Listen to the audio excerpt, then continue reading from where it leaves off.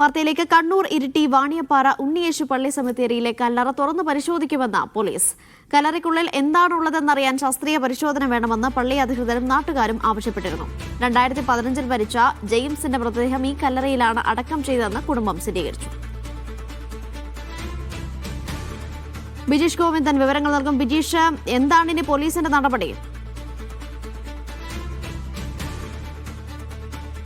Police ഇതിനകത്തൊരു പരാതി ഔദ്യോഗികമായി ലഭിക്കണമെന്നുള്ള നിലപാടിലാണ് ഉള്ളത്. അത് പള്ളി അധികാരികൾ എന്തായാലും നൽകും. ഇതിനകത്തുള്ളൊരു ദുരൂഹത നീക്കണമെന്നുള്ള ആവശ്യം പള്ളി വികാരി ഉൾപ്പെടെയുള്ളവർ പറയുന്നുണ്ട്. കാരണം ഈ 38-ാം നമ്പർ കല്ലറ അതിനകത്ത് 2 ബോഡികൾ മാത്രമാണ് ഇതുവരെ സംസ്കരിച്ചിട്ടുള്ളത്. ആ രണ്ടിൽ കൂടുതൽ മൃതദേഹങ്ങൾ ഇതിനകത്തുണ്ടോ എന്നുള്ള കാര്യത്തിനകത്താണ് ഇപ്പോൾ സംശയം നിലനിൽക്കുന്നത്. കാരണം 2006-ലും അതുപോലെ തന്നെ 2015-ലുമാണ് ഈ സംസ്കാരം നേരത്തെ നടന്നിട്ടുള്ളത്. അതിനപ്പുറത്തേക്ക് കൂടുതൽ ബോഡി ഇതിനകത്തുണ്ടോ എന്നുള്ള കാര്യത്തിനകത്താണ് ഇപ്പോൾ ഒരു വ്യക്തത വരാനുള്ളത്.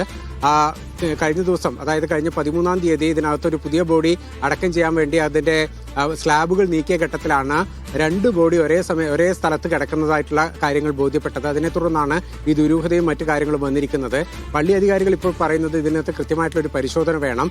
കല്ലറ തുറന്ന് അതിനകത്ത് എത്ര ബോഡികൾ ഓൾറെഡി സംസ്കരിച്ചിട്ടുണ്ട് എന്നുള്ള കാര്യത്തിനകത്ത് ഒരു സ്ഥിരീകരണം ഉണ്ടാക്കണമെന്നുള്ളതാണ് അവരുടെ ആവശ്യം. അത് സംബന്ധിച്ച് അവർ പോലീസിൽ പരാതി നൽകുകയും ചെയ്യും. ഏതായാലും കരിക്കോട്ടക്കരി SI ഉൾപ്പെടെയുള്ളവർ അല്പം മുൻപ് 2015-ൽ ഇവിടെ ബോഡി സംസ്കരിച്ചിട്ടുള്ള ജെയിംസിന്റെ കുടുംബത്തെയും കൊണ്ട് സെമിത്തേരിയിലും അതുപോലെ തന്നെ പള്ളിയിലും വന്നിരുന്നു. അപ്പോൾ പോലീസ് പറയുന്നത് ഇതിനകത്ത് പള്ളി അധികാരികൾ ഇത് സംബന്ധിച്ചിട്ടുള്ള ഒരു പരാതി നൽകുകയാണെങ്കിൽ അതിന്റെ നടപടികളിലേക്ക് കടക്കുമെന്നുള്ളതാണ്. അതിന്റെ നടപടികൾ സ്വീകരിക്കുന്ന ഘട്ടത്തിൽ അത് RDO ഉൾപ്പെടെയുള്ള സംവിധാനങ്ങൾ അതിനകത്ത് അനുമതി നൽകണം. അവരുടെ സാന്നിധ്യത്തിൽ മാത്രമേ കല്ലറ തുറന്ന് എത്ര മൃതദേഹങ്ങൾ ഇതിനകത്ത് ഓൾറെഡി സംസ്കരിച്ചിട്ടുണ്ട് എന്നുള്ള കാര്യത്തിനകത്ത് ഒരു സ്ഥിരീകരണവും അല്ലെങ്കിൽ പരിശോധനയും നടത്താൻ സാധിക്കുകയുള്ളൂ. അനീഷ. വിജീഷ്, പ്രദേശവാസികൾ സംശയാസ്പദമായ എന്തെങ്കിലും സമീപ കാലങ്ങളിൽ കണ്ടിരുന്നോ?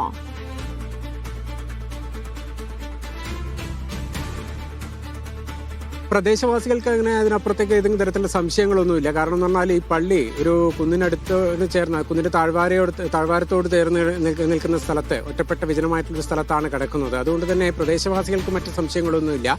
ഈ പള്ളിയുടെ അകത്ത് തന്നെയാണ് ഈ സെമിത്തേരി ഉള്ളത്. വളരെ അടച്ചുറപ്പുള്ള ഒരു സംവിധാനത്തിനകത്ത് പ്രവർത്തിക്കുന്നതാണ്. പക്ഷേ അതിന്റെ ഗേറ്റ് പൂട്ടിയിടുന്ന പതിവില്ല. ഗേറ്റ് അടച്ചിടുക മാത്രമാണ് ചെയ്യുന്നത്. അതുകൊണ്ട് തന്നെ രാത്രികാലങ്ങളിൽ ഉൾപ്പെടെ പുറത്തുനിന്നുള്ളവർക്ക് അല്ലെങ്കിൽ പള്ളിയുമായി പരിചയമുള്ളവർക്ക് വേണമെങ്കിൽ ഇതിനകത്ത് കടന്നു ചെല്ലാം. ഒപ്പം ഈ സ്ലാബ് അതിന്റെ 4 വശങ്ങളും ചെറുതായി ഒന്ന് സിമെന്റ് ചെയ്ത് മാത്രം സൂക്ഷിക്കുന്ന ഒരു സംവിധാനമാണ്. ആ സിമെന്റ് ഒന്ന് മാറ്റിക്കഴിഞ്ഞ് ഈ സ്ലാബ് മാറ്റാം. അത് കഴിഞ്ഞ് അതിനകത്ത് എന്തെങ്കിലും കാര്യങ്ങൾ നിക്ഷേപിച്ച ശേഷം വേണമെങ്കിൽ സ്ലാബ് തിരിച്ചു വെച്ച് ഈ 4 ഭാഗങ്ങളും വീണ്ടും പ്ലാസ്റ്റർ ചെയ്യുന്നതിനുള്ള സംവിധാനങ്ങളുണ്ട്. അതുകൊണ്ട് തന്നെ ഏതു തരത്തിലൊരു മാൽ പ്രാക്ടീസിനുള്ളൊരു സാധ്യത നിലനിൽക്കുന്നുണ്ട്.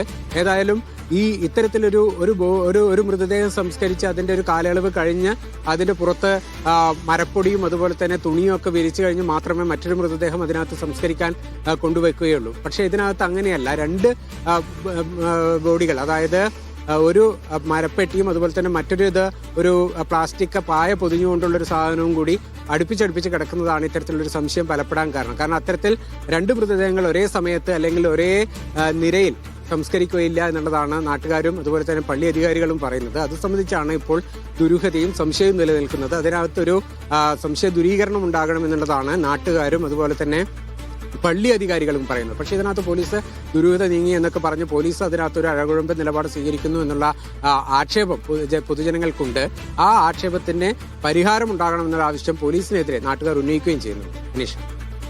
ബിജീഷ്, പള്ളി അധികൃതരുടെ ഭാഗത്ത് നിന്ന് ഏതെങ്കിലും തരത്തിലുള്ള പരിശോധനകൾ ഇതിനോടകം നടന്നിട്ടുണ്ടോ? കാരണം CCTV ദൃശ്യങ്ങൾ ഉൾപ്പെടെ പരിശോധിക്കുക, അങ്ങനെ എന്തെങ്കിലും നടപടി പള്ളി അധികൃതരുടെ ഭാഗത്ത് നിന്ന് നടന്നിട്ടുണ്ടോ ഇതിനോടകം?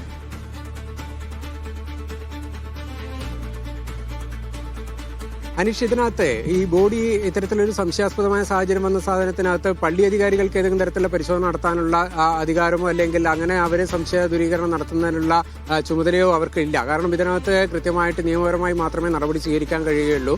ഒരു മൃതദേഹം അല്ലെങ്കിൽ മൃതദേഹം എന്ന് സംശയിക്കുന്ന ഒരു സംഭവം സംബന്ധിച്ചിട്ട് പള്ളി അധികാരികളല്ല പരിശോധന നടത്തേണ്ടത്. പ്രാഥമികമായിട്ട് ഞാൻ നേരത്തെ സൂചിപ്പിച്ചു 13-ാം തീയതിയാണ് പുതിയൊരു മൃതദേഹം കൂടി അവിടെ സംസ്കരിക്കുന്നതിന് വേണ്ട നടപടികൾ സ്വീകരിച്ചത്. നടപടികൾ സ്വീകരിക്കുന്ന ഘട്ടത്തിൽ ഇതിന്റെ അതിന്റെ മുകളിലുള്ള കല്ലറയുടെ മുകളിലുള്ള സ്ലാബ് മാറ്റിയ ഘട്ടത്തിലാണ് ഇത്തരത്തിലൊരു ബോഡി കൂടി അതിനകത്ത് കാണപ്പെട്ടത്. അതിനെ തുടർന്നാണ് സംശയം ഉയർന്നത്. പക്ഷേ അതിനപ്പുറത്തേക്ക് ഏതെങ്കിലും തരത്തിലുള്ള പരിശോധന ഈ കാണുന്ന രണ്ടാമത്തെ പൊതിക്കകത്ത് മൃതദേഹം തന്നെയാണോ എന്നുള്ള കാര്യത്തിനകത്ത് പോലും പള്ളി അധികാരികൾക്ക് പരിശോധന നടത്താനുള്ള സംവിധാനമില്ല. പരിശോധന നടത്താൻ അവർക്ക് സാധിക്കില്ല. അവർ പരിശോധന നടത്തിയിട്ടുമില്ല. അവർ നേരെ പോലീസിലാണ് വിവരം അറിയിച്ചത്. പോലീസും അതുപോലെ തന്നെ റവന്യൂ അധികൃതരുമാണ് ഇതിനകത്ത് ഇനിയൊരു നടപടി സ്വീകരിക്കേണ്ടത്.